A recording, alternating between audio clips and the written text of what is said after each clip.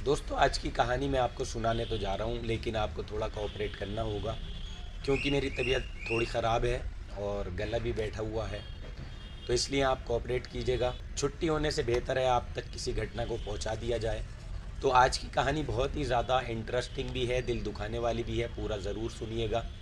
आज की कहानी आपको अंदर से झकझोड़ कर रख देगी, क्योंकि ये कहानी है एक ऐसे बाप और बेटी की जिसने बहुत ही पवित्र रिश्ते को शर्मसार किया है।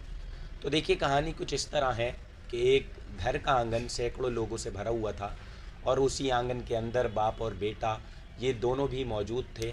बाप की उम्र लगभग 52 साल के आसपास होगी और बेटी की उम्र लगभग बेटे की 28 साल के आसपास रही होगी। बेटे के पैरों में पड़ा हुआ था बाप, मगर माजरा कुछ ऐसा था कि बेटे ने अपनी ही आप को एक बहुत ज़ोर से थप्पड़ मारा और थप्पड़ मारकर कहा कि मैं तुम्हें किसी भी कीमत पर माफ़ नहीं कर सकता। जो तुमने किया है बिल्कुल भी माफ़ी के लायक नहीं है। अब ज़रा सोचिए कि आखिरकार ऐसा क्या हुआ होगा जो एक बेटा अपने बाप की इतनी बेइज्जती कर रहा है। आखिर क्या वजह रही होगी, क्या बड़ी बात थी?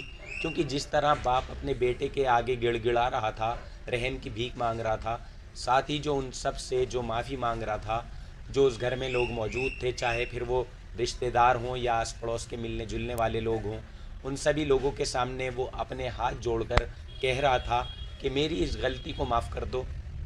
आप सबसे मैं माफ़ी मांगना चाहता हूँ। आज के बाद ऐसी हरकत मैं नहीं करूँगा। मगर ये भी सच है कि जो गुनाह, जो गलती बाप ने की थी वो बिल्कुल भी माफ़ी के लायक नहीं थी। इसी को देखते हुए बेटे ने ना केवल उसको थप्पड़ मारा बल्कि 112 नंबर पर पुलिस को फ़ोन भी किया, जिससे पुलिस मौके पर ही आती है। और जब पुलिस को ये बात बताई जाती है, पूरी सच्चाई सुनाई जाती है, तो पुलिस को भी यकीन नहीं हो पाता कि जो घर के अंदर हुआ है वो सच है भी या नहीं है। लेकिन जब मामले को अच्छी तरह से समझा जाता है, तभी पता भी चल पाता है कि वाकई सच है जो लोगों के सामने आया एक मेडिकल परीक्षण के बाद। तो चलिए, आज की इस कहानी पर से हम पर्दा उठाने के लिए कोशिश करेंगे, जिसको सुनकर शायद आप भी यही कहेंगे कि आखिरकार एक बाप इतनी घिनौनी हरकत अपनी बेटी के साथ कैसे कर सकता है, कैसे उसकी इज्जत पर हमला कर सकता है। तो देखिए, आज की ये सच्ची घटना जो है वो उत्तर प्रदेश के एक ज़िला अमरोहा से है, अमरोहा से, जहाँ की एक कोतवाली लगती है जिसका नाम है डिडौली। और कहानी कुछ ऐसी है कि एक घर के अंदर दो सगे भाई और उनकी दो सगी बहनें, साथ ही माँ और बाप, ये 6 लोग मिलकर एक साथ रहते थे। दोनों बेटों की शादी हो चुकी थी। दोनों बेटे दिल्ली में रहकर अपने रोज़गार के लिए काम धंधा करते थे, नौकरी करते थे। इसलिए दोनों बेटे अपने अपनी पत्नियों के साथ दिल्ली में ही रह रहे थे, शिफ्ट हो गए थे, जहां उनकी ज़िंदगी बहुत अच्छे तरीके से चल रही थी, खुशहाल थी। मगर जून 2022 के दूसरे हफ्ते के अंदर ये दोनों ही लड़के अपनी पत्नियों को लेकर अब अपने घर जब माँ बाप से मिलने के लिए, अपनी बहनों से मिलने के लिए आते हैं, तो घर पर सब कुछ ठीक चल रहा था। घर में खुशियाँ छाई हुई थी। लेकिन जो इनकी छोटी बहन थी, जिसकी उम्र सिर्फ 14 साल थी, वो कुछ डरी हुई थी, सहमी हुई थी, मुरझाई हुई सी थी, जिसे देखकर साफ जाहिर हो रहा था कि जैसे वो किसी ना किसी परेशानी में जूझ रही हो। क्योंकि ना तो वो किसी से कुछ बातचीत कर रही थी, बोल पा रही थी, और ना ही उसका खाने पीने में मन लग रहा था, ना पढ़ाई में, और ना वो किसी के पास ज़्यादा देर तक बैठ के बात करती थी। जबकि छोटी भाभी और बड़ी भाभी उससे बार बार पूछती थी कि गुड़िया, तुम्हें हुआ क्या है, तुम इतना शांत क्यों हो, माजरा क्या है, और इतना शांत क्यों क्यों रहने लगी। और देखिए, जब इस तरह से भाभी उससे बार बार पूछती हैं, तो वो छोटी बच्ची इनके सामने कुछ बोल नहीं पाती। वो सारी बातों को सिर्फ चुपचाप सुनती रहती है, मगर वो जवाब देने में कुछ कतरा रही थी, शर्मा रही थी, सहम रही थी। फिर यही बात जब इस घर की बहुओं ने अपनी सास से जाकर कही, इसे छोटी की क्या परेशानी है, ये इतनी शांत क्यों है, तभी माँ ने भी उससे पूछने की कोशिश की, उससे बातचीत करने की कोशिश की कि बेटी बताओ कि आखिर बात क्या है, तुम किसी से बात क्यों नहीं कर रही हो, इतने लोग घर पर आए हुए हैं, घर में सब खुश हैं, सिर्फ तुम अकेले ही एक तरफ बैठी हुई हो, और अगर कुछ बात है तो हमें तुम ज़रूर बता दो। तो देखिए, जब एक एक करके घर की सभी महिलाएं उससे पूछने की कोशिश करती हैं, तो बच्ची कुछ भी बता नहीं पाती है एकदम से। वो चुपचाप ही थी, जगह पर बैठी हुई थी, उसकी चुप्पी टूटने का नाम ही नहीं ले रही थी। घर में सब अपने अपने कामों में लगे हुए थे, मगर अचानक ही जब बड़े भाई की नज़र इस छोटी बहन पर जाती है और उसके पेट पर पड़ती है, तो उसे देखने के बाद भाई के होश उड़ जाते हैं। क्योंकि दरअसल दोस्तों, जो बहन का उसकी पेट था वो सामान्य से कहीं ज़्यादा बड़ा दिखाई दे रहा था, बहुत ही अजीब लग रहा था।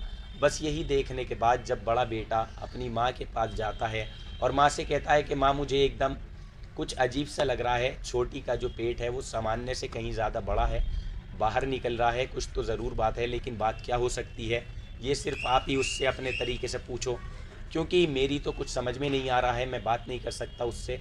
हालांकि देखिए उस भाई ने पहले शुरुआत में अपनी भाभी और अपनी पत्नी से भी मदद मांगने की कोशिश की थी, लेकिन वो दोनों भी इस मामले में पूरी तरह से फेल हो गई थी, क्योंकि बच्ची कुछ भी बोलने को तैयार नहीं थी, बताने को तैयार नहीं थी। तभी माँ अपनी छोटी वाली बेटी को, जिसकी उम्र 14 साल थी, उसको बड़े ही प्यार से अपने पास बुलाती हैं और उसे अपने सीने से लगाकर प्यार करते हुए, विश्वास दिलाते हुए वो कोशिश करती हैं कि बेटा आखिर बात क्या है, तुम हमें ज़रूर बताओ, परेशान होने की कोई ज़रूरत नहीं है, कोई भी बात हो मुझे बता दो, शायद कोई गड़बड़ ज़रूर है तुम्हारे साथ मगर तुम बताना चाह नहीं रही हो। अब देखिए जब यही बात वो छोटी बच्ची सुनती है और समझती है तो उसे लगता है कि माँ शायद उसके दर्द को और परेशानी को कुछ जानना चाहती हैं, समझना चाहती हैं, और यही सोचकर बेटी एकदम से फूट फूट कर रोने लगती है, चिल्लाने लगती है, रोते हुए कहती है माँ मुझे पेट में बहुत ज़्यादा तेज़ दर्द है और ये दर्द मुझे कई दिन से लगातार हो रहा है जिसे मैं झेल रही हूँ, इसलिए मेरा किसी भी काम में किसी भी बात में मन नहीं लग रहा। तब ऐसे में माँ अपनी बेटी को अपने बड़े बेटे के साथ सीधा एक अस्पताल में लेकर पहुँचती हैं और जहाँ पर जाने के बाद वो अपनी बेटी का इलाज कराने की कोशिश करती हैं और डॉक्टरों से बताती हैं कि ना जाने हमारी बेटी के पेट में इतना तेज़ दर्द इतने दिनों से क्यों हो रहा है, आप जांच कीजिए। तब डॉक्टर एक महिला डॉक्टर के पास सहारे उसका चेकअप करती हैं और एक परीक्षण में पता चलता है कि वो लगभग 3 महीने की गर्भवती है, प्रेग्नेंट है। और वही बात सुनने के बाद माँ और बेटे की सांसें उखड़ जाती हैं और वो सोचने पर मजबूर हो जाते हैं कि उनकी छोटी बहन की हालत, जिसकी उम्र सिर्फ 14 साल के आसपास है, आखिरकार उसके साथ ऐसा क्या हुआ होगा और ये हालत किसने की होगी। तभी हॉस्पिटल में वो दोनों हाथ पैर जोड़कर किसी तरकीब से वहाँ से निकलकर अपने घर लौट कर आ जाते हैं। लेकिन घर आने के बाद वो परिवार में आपस में बैठकर बातचीत करते हैं, बातचीत करने लगते हैं कि आखिरकार ऐसा इस लड़की के साथ, इस हमारी बहन के साथ क्यों हुआ है, जिसके बारे में किसी को भी पता नहीं चल पाया है। बस यही जानने के लिए उस बेटी को भी लगातार पास बिठाकर बार बार पूछा जा रहा था कि बेटी हमें साफ साफ बताओ तुम्हारे साथ ये किसने किया है और कैसे हुआ है। तब जाकर वो बेटी अपना मुंह खोलती है और जो सच्चाई दोस्तों वो खुलासा करती है, उसे सुनने के बाद घर में किसी भी व्यक्ति को यकीन नहीं हो पाता, क्योंकि बात ही कुछ इतनी शर्मनाक थी। दरअसल वो सुनाती है कि मेरे साथ मेरे अब्बू काफ़ी समय से, लगभग 6 महीने से ज़्यादा हो चुका है, लगातार मेरे साथ वो कुछ ऐसा घिनौना काम कर रहे हैं। उसने बताया कि जब वो एक दिन बाथरूम में नहाकर निकली थी तो घर में उस दिन कोई भी मौजूद नहीं था, ना उसकी बड़ी बहन थी और ना ही माँ थी, घर में वो केवल अकेली थी। तभी मौके का फ़ायदा उठाकर उसके अब्बू ने उसको आपत्तिजनक हालत में देख लिया था, क्योंकि वो उस वक्त बिना कपड़ों के थी। और फिर होना क्या था कि बस उसी दिन से उन्होंने उसके साथ गलत काम करने की जब कोशिश की तो लड़की ने काफ़ी विरोध किया, मगर उसके अब्बू ने उसे बहुत बुरी तरह से मारा पीटा भी और ये भी कहा कि तुम्हें बहुत मज़ा आएगा, ऐसा करो। उसको टॉर्चर किया और जब उसको टॉर्चर करते, जब तक कि लड़की तैयार नहीं हो गई, उसे टॉर्चर करते रहे, साथ ही गलत काम करने को राज़ी हो गई, तब वो उसको एक ही टॉर्चर करता रहता, मारता पीटता रहता, जिस कारण वो उस दिन पहला दिन था जिसके बाद उसकी शुरुआत हो जाती है। यानी जब उसको मौका मिलता था फिर तब वो अपनी ही सगी बेटी के साथ, जिसको उसने गोद में पाला था, जिसको उसने लाडली कहता था, जिसे वो प्यार करता था, पूरा परिवार, पूरा ख़ानदान, यहाँ तक कि आसपास के लोग भी उससे बहुत प्यार करते थे। सबको पता था कि उसका पिता अपनी छोटी बेटी को कितना प्यार करता है, हर वक्त ये उसको अपने साथ लगाए रखता है।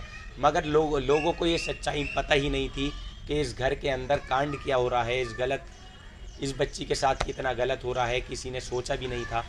ये बात इतने समय तक अपनी ही बेटी के साथ ऐसा घिनौना काम लगातार एक बाप करता रहा और फिर देखते ही देखते महीने 2 महीने कब गुजर गए पता ही नहीं चल पाया। और इसी तरह से लगभग 6 माह का वक्त जो है गुजर जाता है, बेटी के साथ शारीरिक संबंध बनाता रहता है, उसकी इज्जत लूटता रहता है, मज़ा लेता रहता है, इस्तेमाल करता है, किसी भी वक्त किसी भी बहाने से वो अपनी बेटी के साथ अननेचुरल तरीके से सेक्स करता है, बलात्कार करता है। किसी को इसकी कोई कानो कान खबर नहीं थी और फिर एक दिन ऐसा भी आया जब वो लड़की लगातार अपने अब्बू की हवस का शिकार होने लगी और इसी वजह से एक दिन वो प्रेग्नेंट हो गई, गर्भवती हो जाती है। और यही वजह है कि जब उसके पेट में लगभग 3 महीने का गर्भ पल रहा था, तो जब ये बात उसके भाई को पता चलती है तो यहाँ बड़े भाई अपनी ही बाप को लेकर इतना गुस्सा करता है कि घर में बहुत सारे लोग इकट्ठा हो जाते हैं, हंगामा हो जाता है, जिसमें घर के कुछ सदस्य ये कहते हैं कि घर वालों की बातों को दबाने की कोशिश करो। और उनसे कुछ सदस्य ये कह रहे थे कि बेटी के साथ बहुत गलत हुआ है, ये होना नहीं चाहिए था। और फिर कुल मिलाकर सामूहिक रूप से एक ही बात निकल कर सामने आती है कि इस बात को जितना हो सके उतना ही दबाने की घर में ही कोशिश करो, मगर बाहर तक जाएगी अगर ये बात तो बदनामी होगी। लेकिन ये घटना इतनी बड़ी थी कि बेटे ने बाप को नहीं बख्शा। उसे इतने ज़्यादा गुस्सा था कि उसने अपने बाप के सरेआम सबके सामने ज़ोरदार एक तमाचा खींचकर उसने मारा अपने बाप को। पुलिस को खबर दी और इसके बाद पुलिस भी मौके पर पहुंच जाती है। और देखिए, डिडौली थाने के जो एसएचओ थे यानी इंस्पेक्टर सुनील कुमार, जब सूचना मिलने पर तुरंत उस घर में पहुंचते हैं अपनी टीम के साथ, तो लड़की का यहाँ फिर से एक बार मेडिकल परीक्षण कराया जाता है, पूरी जांच पड़ताल की जाती है, जिससे ये बिल्कुल साफ क्लियर हो जाता है कि वाकई ये लड़की जो है 3 साढ़े 3 महीने की गर्भवती है। जब लड़की से पूछा जाता है, लड़की की बात फिर पुलिस के सामने एक एक करके चलती है, जो कि उसने अभी अपने परिवार वालों को बताई थी, जिसे सुनकर पुलिस वाले एक एफआईआर दर्ज करते हैं। और एफआईआर के बाद लड़की की काउंसलिंग कराई जाती है, क्योंकि लड़की के मन में एक डर था। वो बताती है कि सर, जब भी उसके अब्बू घर में आते थे तो आपने अपने ही अब्बू की आहट से, उनके पैरों से मैं कांपने लगती थी, डरने लगती थी, क्योंकि उसके अब्बू किसी ना किसी बहाने से अपनी छोटी ही बेटी से पानी मंगाते, छोटी ही बेटी से चाय खाना मंगाते। और इसी वजह से वो घर के बाहर वाला जो एक कमरा था, जो बैठक थी, उसी में लड़की को अपने पास बुला लिया करता था और मौका पाते ही उसके प्राइवेट पार्ट पर कुछ अजीब तरह से टच करता था, उसे दबाता था, इधर उधर हाथ फेरता था, गंदे काम करता था, चाटता था। तो वो कहती है मुझे अपने ही बाप से घिन आने लगी थी। तो यही ऐसी हैरत अंगेज़ कहानी है जिसने लोगों को सोचने पर मजबूर कर दिया कि एक लड़की अपने घर में भी सेफ़ नहीं है, अपने बाप के साथ भी सेफ़ नहीं है। अब इस पर मुकदमा दर्ज किया गया और उसको जेल भी भेज दिया गया, क्योंकि देखिए, अगर ये लड़की प्रेग्नेंट ना होती तो शायद ये राज कभी खुल नहीं पाता, क्योंकि जिस तरह से ये राज खुला उसके बाद ही पुलिस ने उसके बाप को गिरफ्तार कर लिया, हिरासत में लिया। बाप ने भी स्वीकार किया कि हाँ, मैंने अपनी बेटी के साथ इतने लंबे समय से क्या काम किया है, कितना घिनौना काम किया है। एक एक चीज़ उसने पुलिस की मार के आगे बता दी, कबूल कर ली। एक एक बारीकी उसने पुलिस को बताई कि मैंने कब क्या किया, कैसे मैंने उसे मतलब निर्वस्त्र देखा, जिससे मेरे अंदर एक जानवर पैदा हो गया, हवस का जानवर पैदा हो गया। और उसके बाद मैंने अपनी ही बेटी के साथ गंदे काम किए, अननेचुरल तरीके से उसके साथ संबंध बनाए, जो कभी एक पति भी अपनी शायद पत्नी के साथ नहीं बनाता होगा, उसने ऐसा काम किया था। यानी कि कभी किसी तरह से, कभी आगे से, कभी पीछे से। आप समझ सकते हैं मैं क्या कहना चाह रहा हूँ। तो ये कहानी किसी का दिल दुखाने के लिए या किसी को ठेस पहुंचाने के लिए आप लोगों को सुनाई नहीं है, बल्कि इस कहानी से एक सीख मिलती है कि हमें समय समय पर जागरूक रहना चाहिए, सतर्क रहना चाहिए। दुनिया कितनी बुरी होती जा रही है ये सभी लोग जानते हैं। क्या क्या कांड हमारे देश में हो रहे हैं और देश के बाहर भी हो रहे हैं। देश के बाहर की भी कहानियाँ मैं आपको अक्सर सुनाता रहता हूँ। और अगर आपको चैनल पे आप नए हैं तो सब्सक्राइब ज़रूर कीजिएगा। आवाज़ बहुत ज़्यादा ख़राब है, बहुत मुश्किल से मैंने ये कहानी सुनाई है। तो चैनल पर नए हो तो चैनल को सब्सक्राइब कर लीजिएगा और दोस्तों में इस वीडियो को शेयर कर दीजिएगा। और जल्दी ही मुलाकात होगी आपसे किसी नई सच्ची घटना में। तब तक आप अपना ख्याल रखें, अपनों का ख्याल रखें। जय हिंद।